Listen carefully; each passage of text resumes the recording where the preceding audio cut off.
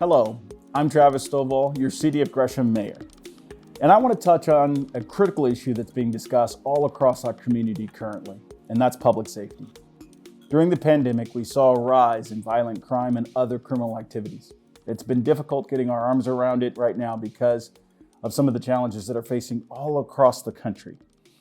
But with that, we are certainly looking at options to be able to put more folks on the street concerned about our public safety. Over the next few weeks and months, we're going to be working hard to look at additional opportunities to augment our incredible sworn officers in the interim period, but at the same time, working hard to hire additional great folks to augment our folks here at the City of Gresham. Now, some of you may have heard that we're looking at potentially cutting back on some of the teams that are out in our community. And that's going to be temporary because we generally have about 127 sworn officers, down about 12 currently.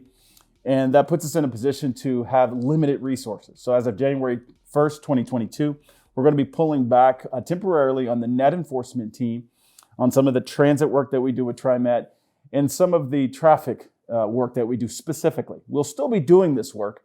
It's just we won't have the dedicated folks to these efforts. And again, these are things that we're working hard to make sure that we are able to fill these gaps in the future. We really want to make sure that we hire back to a full force.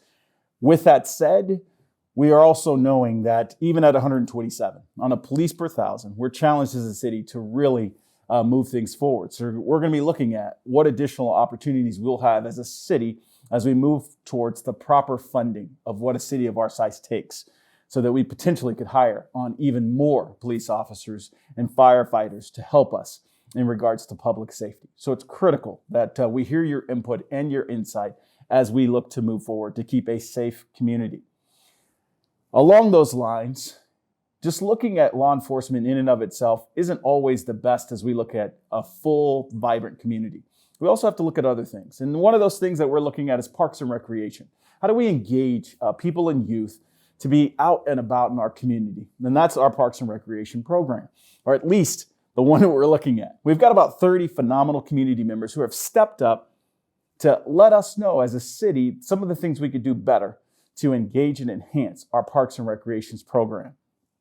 And so we're looking forward to that input.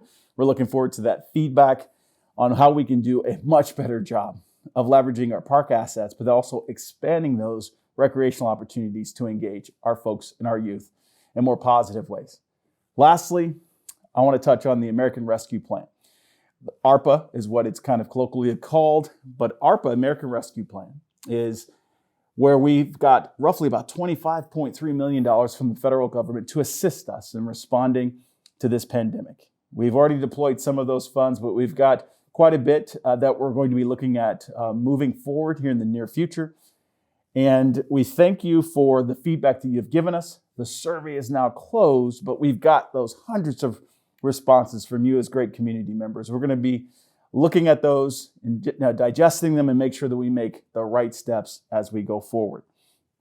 So with all of that, we've got lots of things going on. We absolutely always welcome your thoughts and your comments because they are very valued and they are very important. And lastly, before I go, I just want to thank some folks who are generally behind the camera. We got Robin Franz Parker, who is always on the camera. She does a lot of work to make sure we're communicating effectively and appropriately. And Sarah Kagan, she's brand new to the city. She's our communications manager.